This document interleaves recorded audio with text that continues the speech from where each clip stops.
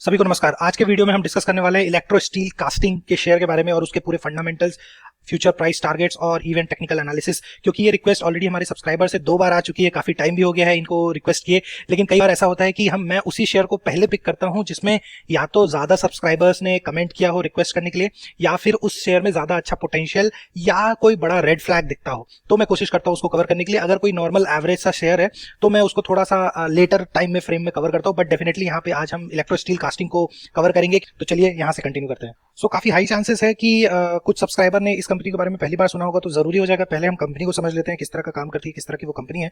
Electro steel casting limited जो company है वो मेजरली 2 तरह के प्रोडक्ट बनाती है। डक्टाइल आयरन पाइप्स, ये वो बड़े बड़े कह सकते हैं कास्ट आयरन के पाइप्स होते हैं जिसमें कि पोर्टेबल वाटर ट्रांसफर किया जाता है, यानी कि जो पीने लायक पानी होता है और जो इधर से उधर जिन पानियों को ट्रांसफर करना होता है वहां पे ये बड़े बड़े डक्टाइल आयरन पाइप्स ये बनते हैं और वहां पे वो पानी के सप्लाई में इस्तेमाल होते हैं। फिर ये बनाते हैं डक्टाइल आयरन फिटिंग्स, यानी कि जो बड़े बड़े पाइप्स हैं उनके बीच में जो ज्वाइंट करने के लिए, पाइप को जोड़ने के लिए या फिर उनके डायरेक्शन को चेंज करने के लिए जिस तरह के फिटिंग्स की जरूरत पड़ती है, ये वो प्रोडक्ट बनाते हैं। तो बेसिकली इनका ज्यादा कुछ वाइड रेंज के प्रोडक्ट पोर्टफोलियो नहीं है, सिर्फ ये 2 मेजर ही इनके प्रोडक्ट हैं और इसी के अराउंड वो थोड़ा बहुत और भी कुछ छोटे प्रोडक्ट्स कुछ बनाती है, बट मेजरली इनका जो रेवेन्यू है और जो इनका बिजनेस मॉडल है वो बस ये 2 तरह के आयरन पाइप फिटिंग्स और आयरन पाइप्स बनाना। अब आपको ये समझना होगा कि ये जो बड़े बड़े पाइप्स हैं, ठीक है, इसका कंजम्पशन कहां होता है, ठीक है। तो ये जो कंपनी जो भी प्रोडक्ट बनाती है उसको कौन खरीद रहा है, उसको खरीदने के लिए एक कॉमन मैन या नॉर्मल हाउस होल्ड में ये प्रोडक्ट नहीं जाता। मतलब आप और मैं इतने बड़े बड़े डक्टाइल पाइप्स कभी नहीं खरीदेंगे। ये खरीदने के लिए कौन यूज करता है इनको यूज करती है गवर्नमेंट, जब उनको पानी की सप्लाई कहीं से कहीं ट्रांसफर करनी होती है, या बड़े बड़े इंफ्रास्ट्रक्चर कंपनीज जो कि जिन्होंने अपने मैन्युफैक्चरिंग प्लांट सेटअप किए हैं उनको डक्टाइल पाइप की जरूरत पड़ती है, या फिर किसी कंस्ट्रक्शन एरिया में, बिल्डिंग्स में, या जो बड़े बड़े कंस्ट्रक्शन ग्रुप्स होते हैं वहां पे, ठीक है। और मैं बोल रहा हूं बड़े कंस्ट्रक्शन ग्रुप, छोटे छोटे कॉलोनीज में ये डक्टाइल पाइप यूज नहीं होते। तो आपको समझना पड़ेगा कि ये जो प्रोडक्ट है ये एक मास वॉल्यूम, मास ऑर्डर वाला प्रोडक्ट है। मतलब ये जब भी बिकेगा ये बड़े ऑर्डर में बनेगा, बड़े ऑर्डर में बिकेगा, और जब भी इसका जो बायर होगा वो कोई एक गवर्नमेंट या कोई बड़ा इंस्टीट्यूट ही होगा। तो ये बात आपको पहले समझ लेनी चाहिए और फिर हम आगे बढ़ते हैं। सो ये जो कंपनी है ये काफी पुरानी है, 1955 में ये स्टैब्लिश हुई थी। उस समय पर्टिकुलरली इसने स्टील कास्टिंग और कास्ट आयरन के पाइप्स बनाती थी, तभी इसलिए इसका नाम स्टील इलेक्ट्रो स्टील कंपनी का नाम था, क्योंकि उस समय स्टील के कास्टिंग्स बनाती थी। बट बाद में ये धीरे धीरे इन्होंने कास्टिंग स्टील की बंद करके अभी सिर्फ कास्ट आयरन के पाइप्स बनाती है।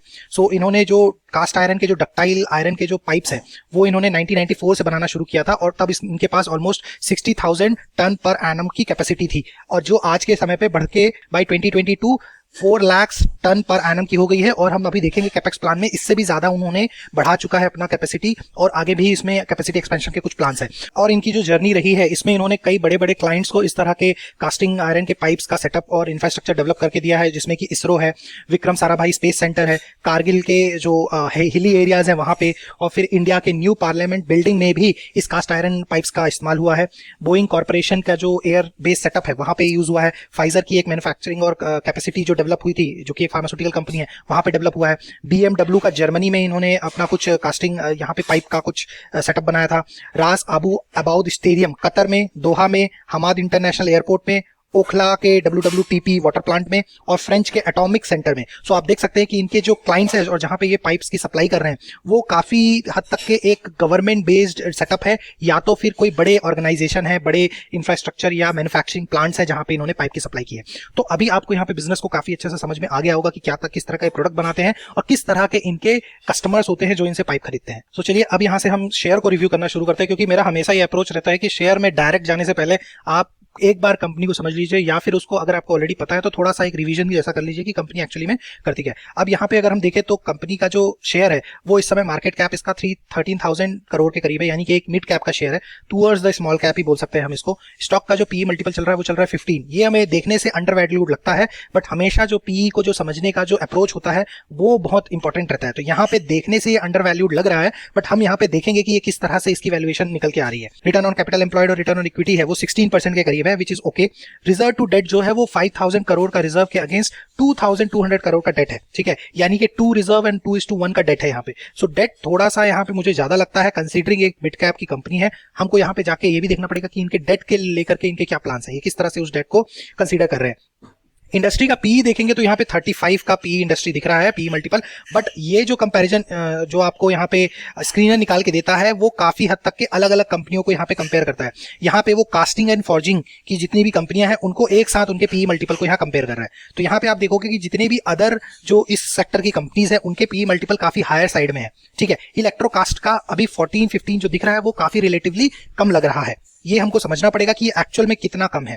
बट अदरवाइज कंटिन्यू करें तो इसका जो ऑपरेटिंग प्रॉफिट मार्जिन है वो 17% है, ठीक है, which is okay. Geographical presence की बात करें तो इंडिया का इनका ज्यादा बिजनेस है, 84% बिजनेस सिर्फ इंडिया से आता है और आउटसाइड इंडिया के 16% का ही बिजनेस है। तो अभी यहाँ पे आउटसाइड ये इतना ज्यादा अभी ग्रो नहीं किए हैं। और अगर प्रेजेंस की बात किया जाए तो इनका जो मार्केट प्रेजेंस है वो यूरोप में, यूके में, यूएसए में, मिडिल ईस्ट, गल्फ और एशिया अफ्रीका में है। तो प्रेजेंस इनका जियोग्राफिकली काफी अच्छा है नंबर ऑफ कंट्रीज के नजरिए में, लेकिन जो परसेंटेज ऑफ रेवेन्यू है वो अभी इतना ज्यादा स्ट्रांग नहीं दिखता, ठीक है। अभी जो इनके करंट जो इनका कैपेसिटी हो रखी है वो अभी डक्टाइल आयरन का जो पाइप्स की capacity 6 lakh tonne per annum की से ज्यादा हो चुका है। और बाकी के जो इनके प्रोडक्ट्स हैं वो भी काफी हद तक के कैपेसिटी इनका मैटर करता है। बट जैसा कि मैंने बोला कि इनका जो मेजर फोकस है वो डक्टाइल पाइप्स और डक्टाइल आयरन फिटिंग्स। तो फिटिंग्स की जो इनकी अभी फिलहाल कैपेसिटी है वो 15,000 टन पर एनम की कैपेसिटी हो रखी है।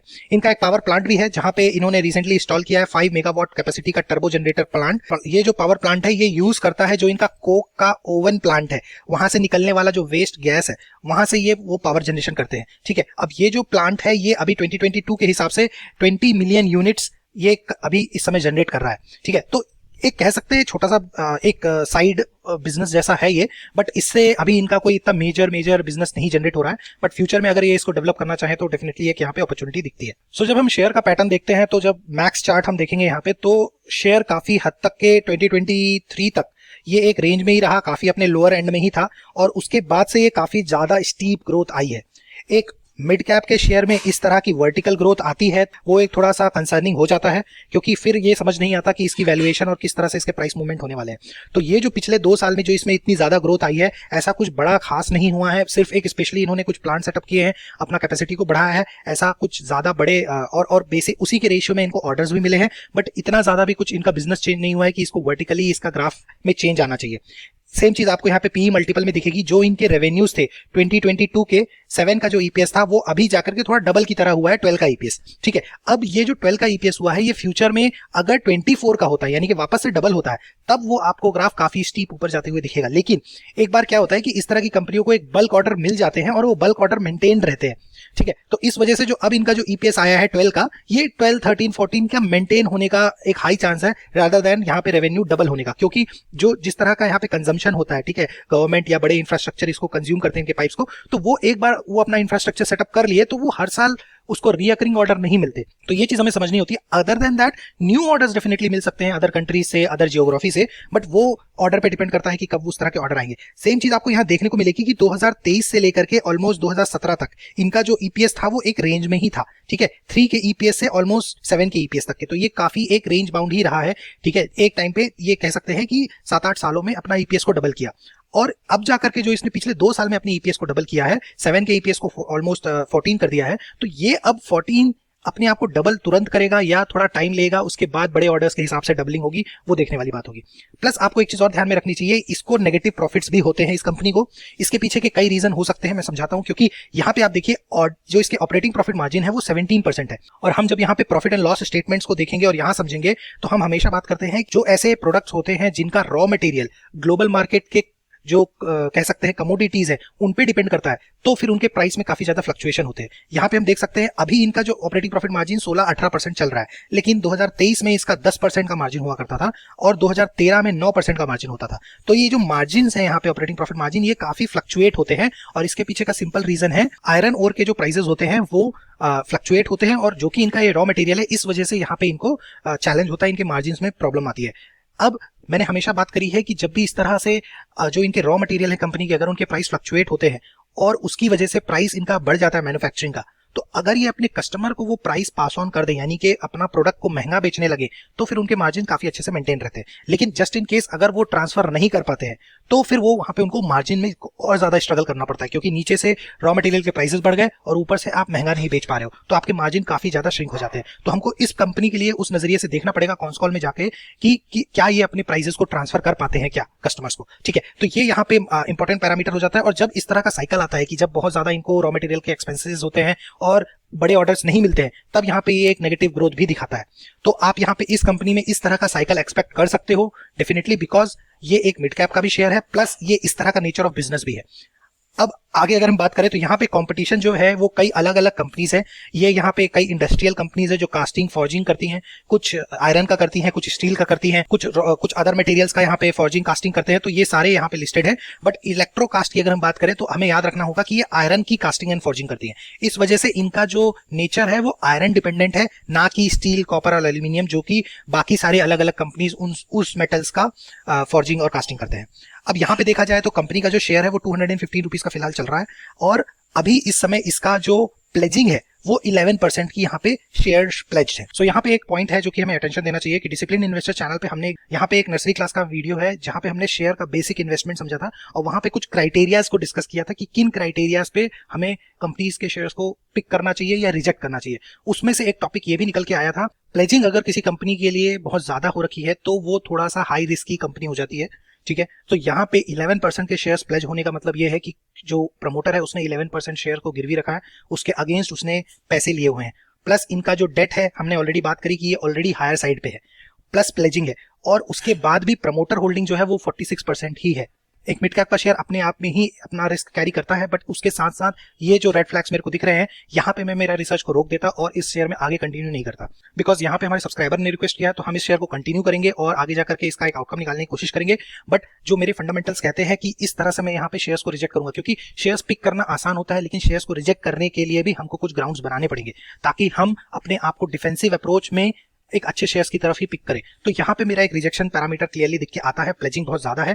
तो हम क्विकली यहाँ पे इन्वेस्टर्स भी देख लेते हैं। तो आप यहाँ पे देखोगे प्रमोटर जो है 2021 से 2024 में अपने शेयर्स को काफी ज्यादा यहाँ पे कम किया है, और ये जो यहाँ पे 55% से 46% की जो यहाँ पे शेयर्स हुए हैं, ये सारा कुछ FIIs ने बाई किया है, ठीक है। यहाँ पे 11% का FIIs अब 21 का परसेंट हो गया है, और यहाँ पे DIIs का कोई ज्यादा इन्वेस्टमेंट नहीं है, गवर्नमेंट थोड़ा सा है, और पब्लिक ऑलमोस्ट 32% है। तो शेयर होल्डिंग भी कह सकते हैं कि एक स्ट्रॉन्ग हैंड में ही 65-70% का शेयर्स है। सो वो एक काफी एक अच्छा पोजीशन है।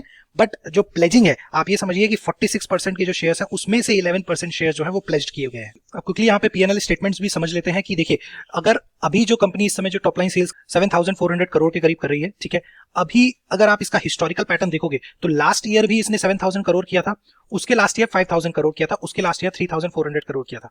बट उसके पहले अगर हम बात करें तो ये 2,500 के करीब हम मान सकते हैं, और उसके पहले 2,000 के करीब इन्होंने टॉप लाइन सेल्स करते थे। यानी कि 2013 से लेकर 2018 तक के इनके सेल्स में कोई खास ग्रोथ नहीं आई। उसके बाद थोड़ी सी ग्रोथ आई है 19 एंड 20 में, और फिर 21 के बाद से काफी ज्यादा अच्छी स्ट्रॉन्ग ग्रोथ आई है।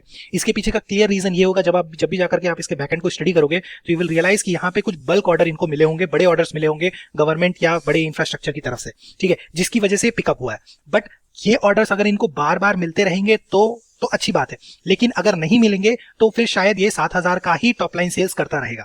ये हमें समझना पड़ेगा जब हम इसके फ्यूचर फोरकास्ट को समझने की कोशिश करेंगे।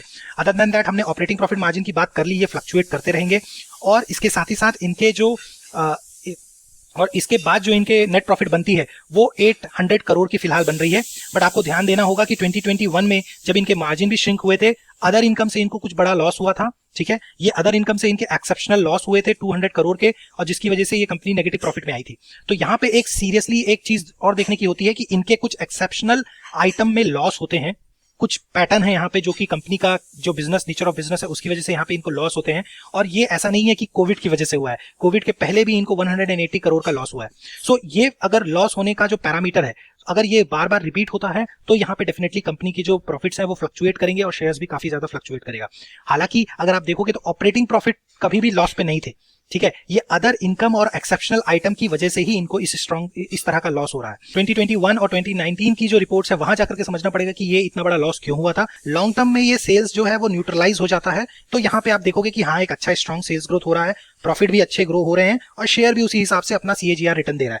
बट लॉन्ग टर्म में ये चीज काफी ज्यादा न्यूट्रलाइज हो जाती है कि फ्लक्चुएशंस जो हो रहे हैं वो नहीं दिखते। बट अगर यहां से फ्लक्चुएशन होता है, जो अभी शेयर फिलहाल इतने टॉप पे, तो उसके लिए आपको प्रिपेयर होने की जरूरत रहेगी, क्योंकि अगर आपने इस पे प्री इन्वेस्टमेंट किया है और एक रैली एंजॉय कर रहे हो तो अच्छी बात है। बट अगर आप यहाँ पे फ्रेश इन्वेस्टमेंट का सोच रहे हो तो डेफिनेटली थोड़ा सा यहाँ पे आपको उतना ही रिस्क लेना चाहिए जितना आप अपने पोर्टफोलियो में आप मैनेज कर सकते हो। अब नेक्स्ट इस कंपनी में हम पहले फ्यूचर समझ लेते हैं, क्योंकि यहाँ पे मैं एक सीक्वेंस फॉलो कर रहा हूँ। अगर कंपनी में थोड़े से रेड फ्लैग्स हैं तो बेटर होगा कि हम पहले फ्यूचर समझ लेते हैं। अगर फ्यूचर अच्छा दिखेगा तो स्टोरी कंटिन्यू रहेगी, अगर फ्यूचर भी अच्छा नहीं है या नॉर्मल है तो फिर वहां पे ज्यादा इंटरेस्ट बिल्ड नहीं होगा। तो यहाँ पे अगर हम इनके रेवेन्यू एस्टिमेट को देखें तो अभी जो 7,400 करोड़ का इसका एनुअल रेवेन्यू रहा है पिछले फाइनेंशियल ईयर का, ये एक्सपेक्टेड है ग्रो करेगा कि ये 7,800-900 करोड़ का। तो ये जो ग्रोथ है ये बहुत ज्यादा कम लग रही है, 5% की भी ग्रोथ, 5% के करीब की ये ग्रोथ है एनुअल ग्रोथ। और अगर नेक्स्ट ईयर की बात करें 8,300 करोड़ की करीब करीब यहाँ पे सेल्स होगी, जो कि अगेन प्लस 5% है। तो अगर ग्रोथ की बात करें तो एक मिड कैप का शेयर 5% से अपने टॉप लाइन को ग्रो कर रहा है, ठीक है, जो कि एक मिड कैप कंपनी के नजरिए में उतनी स्ट्रॉन्ग ग्रोथ नहीं है, ठीक है। और अगर ईपीएस की बात करें तो करंट ईपीएस इसका 12.3 चल रहा है और ये ग्रो करके 15.2 जा सकता है, यानी कि 23% का अपसाइड दिखता है यहाँ पे ईपीएस में, राइट। सो ये नंबर आप याद रखिए, क्योंकि जो अभी आगे जाकर के जब हम फोरकास्टिंग करेंगे तो ये नंबर हमको यूज होगा। यहाँ पे जो नोटिस करने वाला पॉइंट है वो ये है कि जो सेल्स है वो टॉप लाइन में 7,400 से 8,300-400 तक ग्रो करेगा, यानी कि मैक्सिमम 9-10% ही यहाँ पे टॉप लाइन सेल्स ग्रो करने वाली है अगले 2 साल में। यानी कि जो ग्रोथ आपको यहाँ पे दिख रही थी कि डबल कर देना या बहुत स्टीप ग्रो करना, वो यहाँ पे अगले 2 साल में नहीं दिख रही है क्लियरली, अनलेस इसको कोई बड़े सरप्राइजिंग ऑर्डर मिल जाए तो अलग बात है। यहां तक कि जितना हमने समझ लिया कि शेयर में कुछ रिस्क फैक्टर दिखते हैं, प्लेजिंग का फैक्टर दिखता है, डेट ज्यादा दिखते हैं, फ्यूचर जो है वो normal top line sales growth है 9-10% की मिड कैप का शेयर होने के बाद भी। अब यहाँ पे हमको और ज्यादा कुछ अदर पैरामीटर्स को समझना पड़ेगा कि कहां से ग्रोथ आएगी और कैसे हमारे शेयर्स में अच्छे रिटर्न्स बन सकते हैं। तो यहाँ पे हमको बिजनेस को थोड़ा एक लेवल नीचे जाकर के समझना पड़ेगा कि इनका जो वाटर इंफ्रास्ट्रक्चर अपॉर्चुनिटी है वो किस तरह से दिख के आ रहा है। तो जैसा कि हम अभी तक समझ चुके हैं कि ये बनाते हैं डक्टाइल आयरन के पाइप्स, राइट, और जो कि वाटर सप्लाई में यूज होते हैं। अब ये जो वाटर सप्लाई है और इसके लिए जो वाटर का इंफ्रास्ट्रक्चर डेवलप करना होता है, इसकी डिमांड गवर्नमेंट के साइड से काफी स्ट्रांग है। जल जीवन मिशन के अंतर्गत यहाँ पे ड्राइविंग वाटर इंफ्रास्ट्रक्चर की डिमांड काफी ज्यादा बढ़ रही है। गवर्नमेंट ने अपने ऑलरेडी कुछ फ्लैगशिप प्रोग्राम्स चलाए हुए हैं जहां पे उन्होंने ऑलरेडी 3.5 लाख करोड़ का बजट यूज करके 15 करोड़ हाउस होल्ड में टैप वाटर कनेक्शन को सप्लाई देना है। ये इनका ऑलरेडी एक प्लान चल रहा है जिसमें आगे जाकर के इनका जो कैपेसिटी है ये फ्यूचर में और बढ़ाना चाहते हैं। जल जीवन मिशन के प्रोग्रेस की बात करी जाए अभी तक की तो 77% ऑफ रूरल हाउस होल्ड में टैप वाटर कनेक्शन सप्लाई किया जा चुका है। 76% था मई में। तो हर मंथ आपको देखने को मिल रहा है कि जो रूरल हाउस होल्ड में वाटर के कनेक्शन है वो धीरे धीरे बढ़ रहे हैं और जो पेंडिंग है यानी कि आगे आने वाले समय में अभी करीब करीब 4.5 करोड़ रूरल हाउसेज में अभी भी सप्लाई देना बाकी है। तो यहाँ पे अभी भी जो प्रोग्रेस होनी थी वो काफी हो चुकी है, ठीक है, 77% की प्रोग्रेस हो चुकी है। अभी और कुछ अगर देखा जाए तो और यहाँ पे ग्रोथ बची हुई है। तो ये जो ग्रोथ है ये यहाँ पे जो पाइप सप्लाईज होते हैं वो इलेक्ट्रो स्टील कंपनी से के थ्रू काफी हद तक के पाइप सप्लाई होते हैं। तो जो ग्रोथ है वो अभी और थोड़ी बहुत बची हुई है, तो वो हम मान सकते हैं कि हाँ ग्रोथ आएगी। अमरूद 2.0 प्राइम मिनिस्टर के थ्रू यहाँ पे जो एक इनिशिएटिव लॉन्च किया गया था, यहाँ पे भी उन्होंने 3 लाख करोड़ के करीब करीब का इन्वेस्टमेंट यहाँ पे किया था। यहाँ पे एम किया जा रहा था कि 2.5 करोड़ वाटर टैप्स कनेक्शन हम यहाँ पे सप्लाई करेंगे टाउन्स में, ठीक है। रूरल की बात हमने कर ली और टाउन्स में भी यहाँ पे कुछ सप्लाई होने की यहाँ पे इनिशिएटिव रखी गई थी। यहाँ पे 2.6 करोड़ का सीवेज और स्टेपेज सर्विसेज भी 500 अमृत सिटीज में यहाँ पे प्लान है, यानी कि जो ड्रिंकिंग और टैप वाटर है उसका भी supplies plus sewage water supplies के लिए भी यहाँ पे इनिशिएटिव्स है कि वहां पे भी हम इन पाइप्स का सप्लाई करेंगे। वाटर इंफ्रास्ट्रक्चर की जो डिमांड है वो गवर्नमेंट की तरफ से स्ट्रांग है, ठीक है, लेकिन ये भी ध्यान रखने की बात है कि काफी हद तक के पिछले सालों में ये डिमांड को सप्लाई किया जा चुका है और अब थोड़ा ही रेंज बचा है, थोड़ा ही हेडरूम बचा है जहां पे और कंटिन्यूटी बनी रहेगी। सेम चीज आप यहाँ पे देखोगे कि ये जो जल जीवन मिशन है इसके अंतर्गत कई ऐसे स्टेट है जहां पे इन्होंने अपने फंड्स को यूज किया है। अभी 2024 में ऑलमोस्ट 70,000 करोड़ का यहाँ पे फंड यूज हो चुका है। अब अगर आगे की बात की जाए तो अभी भी जो है कई ऐसे स्टेट्स हैं जहां पे टैप वाटर को कनेक्ट करना अभी भी बाकी है, ठीक है। कई ऐसे स्टेट्स हैं जहां पे आप देख सकते हो वेस्ट बंगाल, मध्य प्रदेश, यहाँ पे काफी अच्छा 45-35% से ज्यादा टैप वाटर कनेक्शन स्टेब्लिश किए जा चुके हैं। आंध्र उड़ीसा में 25%, कर्नाटका, छत्तीसगढ़, मणिपुर, मेघालय में 20% ही अचीव हुए हैं, यानी कि यहाँ पे अभी और टैप वाटर कनेक्शन बढ़ाना बाकी है। अब अगर देखा जाए तो 10% से भी नीचे कई ऐसे स्टेट्स है जहां पे अभी भी टैप वाटर कनेक्शन देना काफी ज्यादा जरूरी है। तो देखा जाए तो यहाँ पे अपॉर्चुनिटी अभी भी वास्ट है। इट जस्ट डिपेंडिंग ऑन कि कब कौन सा स्टेट अपने इस इनिशिएटिव में फंड एलोकेट करके इन जन जीवन मिशन को आगे लेके जाता है। सो देखा जाए तो ग्रोथ तो है, बट रेवेन्यू पर्सपेक्टिव में देखा जाए तो ग्रोथ सिर्फ 10% के करीब की ही है अगले 2 साल में। सो ग्रोथ यहाँ पे दिख रही है, बट उतनी ज्यादा स्ट्रांग भी नहीं है एक मिड कैप के शेयर के नजरिए से। सो चलिए अब यहाँ पे हम जो ग्रोथ है इसको और समझने की कोशिश करेंगे, क्योंकि अब उसकी जो फाइनेंशियल स्टेटस है उसको समझने की कोशिश करते हैं। यहाँ पे हमने बात करी थी कि जो इसके ऑपरेटिंग प्रॉफिट मार्जिन है वो काफी फ्लक्चुएट करते हैं और उसके पीछे का रीजन है रॉ मटेरियल के प्राइसेस।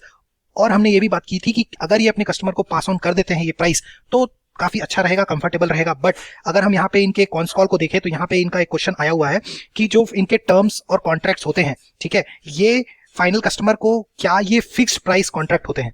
क्योंकि जैसा कि हमने बोला कि ये ऑर्डर बड़े बड़े ऑर्डर बल्क ऑर्डर यहाँ पे जनरेट होते हैं, तो जो प्राइस होता है कि हम इतने रेट में आपको पाइप्स बेचेंगे, तो क्या वो फिक्स्ड होते हैं? और ये लॉन्ग टर्म ऑर्डर्स होने की वजह से कि जो भी पाइप्स है वो 5 साल 3 साल 5 साल के लिए कोई भी कंपनी या गवर्नमेंट खरीदती है, तो एक फिक्स्ड प्राइस कॉन्ट्रैक्ट से खरीदती है क्या, ये क्वेश्चन है। तो डेफिनेटली यहाँ पे जो आंसर है वो येस है कि ये जो इनके जो कॉन्ट्रैक्ट्स होते हैं वो फिक्स्ड प्राइस कॉन्ट्रैक्ट होते हैं, यानी कि एंड इनके पास क्या कोई रीनेगोशिएशन का कोई पावर रहता है, कोई ऑप्शन रहता है? तो यहाँ पे मैनेजमेंट का कमेंट्री है कि 90 से 95 के जितने भी कॉन्ट्रैक्ट है परसेंटेज के, वो सारे फिक्स्ड प्राइस कॉन्ट्रैक्ट्स हैं। यानी कि आप अपने जो हाई कॉस्ट प्रोडक्ट्स अगर आते हैं बनते हैं वो आप अपने कस्टमर को पास नहीं कर सकते, क्योंकि आपने ऑलरेडी एक फिक्स्ड प्राइस को डिसाइड कर लिया है कॉन्ट्रैक्ट के बेसिस पे। ये एक चैलेंजिंग सिचुएशन है और इसी की वजह से जब भी फ्लक्चुएशन हो रहे हैं मार्जिन में, उसका वन ऑफ द रीजन है ये। और यही जब उल्टा होता है, यानी कि जब रॉ मटेरियल के प्राइसेस अगर नीचे जाते हैं, ठीक है, अब देखिए यहाँ पे रॉ मटेरियल जो है वो 2 इनके मेजर रॉ मटेरियल्स हैं, एक आयरन ओर और दूसरा कोल, कुकिंग कोल, जिसको वो यूज करके बर्निंग करके आयरन वगैरह को पिघलाते हैं, ठीक है। तो इनको जो अगर उनके प्राइसेस फॉल होते हैं देन डेफिनेटली आपके मार्जिन्स भी बढ़ जाएंगे। क्यों? क्योंकि आपने ऑलरेडी एक प्राइस सेट किया हुआ है कि हम इतने प्राइस में बेचेंगे, तो आपके मार्जिन्स वहां पे बढ़ जाते हैं। इसी वजह से जो है वो काफी ज्यादा फ्लक्चुएशन आपको देखने को मिलता है। और अभी यहाँ पे अगर रॉ मटेरियल मिक्स की बात करें तो जो इनके कोल हैं वो 52% का यहाँ पे इनको रॉ मटेरियल कंज्यूम होता है कह सकते हैं, और आयरन ओर 26 से 27%। यानी कि कोल के प्राइसेस अगर ज्यादा ऊपर नीचे होते हैं तो इनको ज्यादा मार्जिन में इंपैक्ट आएगा as compared to iron ore. अब यहाँ पे काफी इंटरेस्टिंग फैक्ट है और इन्फॉर्मेशन है, specially on one pointer which is money from JSW। अब ये जो JSW से इनको जो मनी आने वाली है इसको समझना जरूरी होगा, क्योंकि इस तरह की चीजें इस बिजनेस में होती हैं और इसलिए जरूरी हो जाता है समझना कि ये पर्टिकुलरली ये केस क्या है। यहाँ पे इनका एक बड़ा कुछ ऑर्डर था जो JSW को गया था और वहां से इनका मनी अभी रुका हुआ है। अब यहाँ पे मैटर क्या हुआ है कि जो JSW स्टील लिमिटेड कंपनी है, ठीक है, यहाँ पे इनका जो परबतपुर कोल ब्लॉक जो इनकी कोल माइंस थी, ठीक है, यहाँ पे इन्होंने सक्सेसफुली उसको बिड किया था। और कहने का मतलब है JSW ने उस कोल ब्लॉक को इलेक्ट्रो स्टील से खरीद लिया था बिडिंग करके, और उसके अगेंस्ट इनको कुछ पैसा आना था। लेकिन पैसा तो अभी पूरी तरह से नहीं आया है, लेकिन जो JSW है उसने पूरी तरह से फिजिकल पोजेशन उस कोल ब्लॉक का कर लिया है, और उसी की वजह से जितना भी पैसा है ये एक्सपेक्ट कर रहे हैं कि वो पैसा इनको आना चाहिए। अमाउंट के तौर पे देखा जाए तो 1200 करोड़ का ये अमाउंट है जो कि कोल ब्लॉक का इनको आना चाहिए था, बट अभी भी वो एक तरह से ये अमाउंट जो है वो पेंडिंग है, जो कि JSW स्टील से इलेक्ट्रो स्टील को ये अमाउंट यानी कि 1200 करोड़ का अमाउंट इनको आना चाहिए। इसके अगेंस्ट कोर्ट में केस चल रहा है, ठीक है, और इसके साथ ही साथ ये पैसा जो है ये मार्च 2015 तक आना चाहिए था, लेकिन अब जो कि ये नहीं आया है उसके ऊपर इंटरेस्ट और फाइनेंशियल कॉस्ट भी ऐड हो रहा है, जिसको जोड़ के ऑलमोस्ट 95 करोड़ जो कि उसके ऊपर का इंटरेस्ट और फाइनेंशियल कॉस्ट बनता है, और प्लस उसके ऊपर से इन्होंने कंपनसेशन भी क्लेम किया है जो कि 83 करोड़ का है। सो फार देखा जाए तो ये पूरा अमाउंट मिला करके काफी बड़ा अमाउंट होता है, और ये एक्सपेक्ट कर रहे हैं कि ये केस सेटलमेंट, क्योंकि ये already honourable Delhi high court में ये मैटर चल रहा है और पेंडिंग है एज ऑफ डेट, ठीक है, तो ये अगर क्लियर होता है तो इनका जो JSW से वो काफी बड़ा पैसा आना बाकी है। और जो कि ये कोल माइन से रिलेटेड है, और ये JSW का जो मैटर है मिनिस्ट्री ऑफ कोल में ये जो केस है ये अभी वहां पे फंसा हुआ है। और अगर टोटल अमाउंट की बात की जाए तो ये जैसा कि मैंने बोला ये 1200 करोड़ का टोटल अमाउंट बनता है, और जब भी ये क्लियर होगा तो ये बड़ा पैसा जो है ये क्लियरली इलेक्ट्रो स्टील को आएगा। ये जो अमाउंट होगा ये प्योर टैक्सेबल अमाउंट होगा, यानी कि ये प्रॉफिट आफ्टर टैक्स, यानी ये अदर इनकम के सेगमेंट में ये यहाँ पे 1200 करोड़ आएंगे, ठीक है, जिसकी वजह से जो टोटल नेट प्रॉफिट है काफी ज्यादा शूट अप करेगा। अब आपको ये समझना पड़ेगा कि ये जो इन्फॉर्मेशन है ये न्यूज डिपेंडेंट है। जिस दिन ये आएगी न्यूज उसके कुछ दिन पहले या कुछ दिन बाद तक के शेयर काफी अच्छी रैली कर सकता है, बट ये कब होगा किस समय आएगा ये हमें नहीं पता। 2015 से ये केस ओपन है, ऑलरेडी 8-9 साल हो रखे हैं, और कितने टाइम में ये क्लियर होगा इसका अभी कोई भी यहाँ पे श्योरिटी नहीं है। बट एक यहाँ पे एक बड़ा पैरामीटर इंपैक्टफुल न्यूज है जो कि कभी भी आती है तो वो यहाँ पे इंपैक्ट डालेगा। बट उसके लिए इस शेयर को और ज्यादा फर्दर स्टडी करना पड़ेगा कि क्या केस था, किस तरह का मैटर था। सो अब अगर यहाँ पे हम शेयर के टारगेट को समझने की कोशिश करें तो यहाँ पे करंट प्राइस जो 216 चल रहा है, करंट पीई मल्टीपल 15 का है, ठीक है, और करंट ईपीएस 12.3 है। अगर आपको याद हो तो मैंने पॉइंट पिक किया था कि 12.3 का ईपीएस जो है वो ग्रो करके 15.2 जाएगा, यानी कि 24% का यहाँ पे ईपीएस ग्रोथ आपको दिख रही है। बट फेयर वैल्यू की अगर बात करें तो यहाँ पे जो फेयर वैल्यू निकल के आती है वो काफी थोड़ी सी चैलेंजिंग होती है समझना, क्योंकि यहाँ पे जो शेयर का लॉन्ग टर्म मीडियन पीई है वो है 6.9, उसके बेसिस पे अगर हम फेयर वैल्यू निकालते हैं तो 85 का फेयर वैल्यू निकल के आता है। लेकिन इंडस्ट्री का जो पीई चल रहा है वो 50 के ऊपर चल रहा है, राइट। बट उस इंडस्ट्री के पीई मल्टीपल में कई बड़ी बड़ी कंपनियां भी हैं जो कि आयरन से हट के अदर तरीके के फोर्जिंग और कास्टिंग करती हैं, तो उसलिए हम इंडस्ट्री का मल्टीपल लेना हमको सही नहीं रहेगा, ठीक है। बट जो यहाँ पे इलेक्ट्रो स्टील का जो फ्यूचर एस्पिरेशनल पी हम यहाँ पे लेके चल सकते हैं वो इस पर्टिकुलर शेयर का जो ऑलरेडी हिस्टोरिकल हाईएस्ट पी है यानी कि 26 का, वो हम यहाँ पे पिक करके चल रहे हैं। सो ये आप यहाँ पे देख सकते हो, इसका जो हिस्टोरिकली पी रहा है 26 का, ये अभी रिसेंटली फरवरी 24 में एक पीक हाई पी मल्टीपल इसका गया था, वो हम यहाँ पे लेकर चल रहे हैं। सो उस हिसाब से अगर देखा जाए तो इसका जो प्राइस टारगेट निकल के आता है 395 निकल के आता है, यानी कि करंट प्राइस से 83% अपसाइड। इतने सारे रिस्क के बाद, इतनी सारी स्टडी के बाद और इतना कॉम्प्लेक्सिटी के बाद ये शेयर मेरे को रिटर्न दे रहा है मिड कैप का होने के बाद 83%, और वो भी ये 83% जो है वो सेंटीमेंट ड्रिवन है, ना कि EPS growth driven. EPS growth तो इसका सिर्फ 24% का ही है।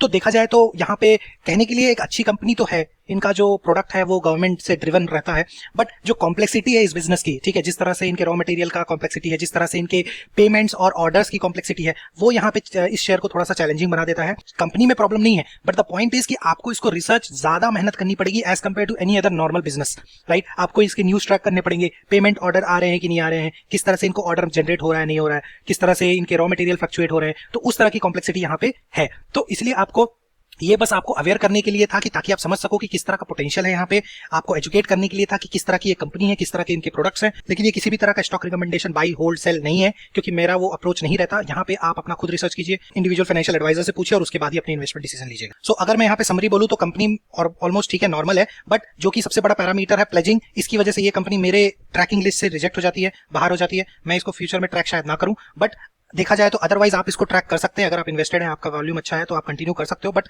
मैंने बता दिया कि आपको किस तरह की चीजों को यहाँ पे ट्रैक करना जरूरी रहेगा फ्यूचर में भी, और उसी तरह का आप यहाँ पे जो रिटर्न है वो एक्सपेक्ट कर सकते हो। तो इस वीडियो में भी इतना ही। Thank you everyone.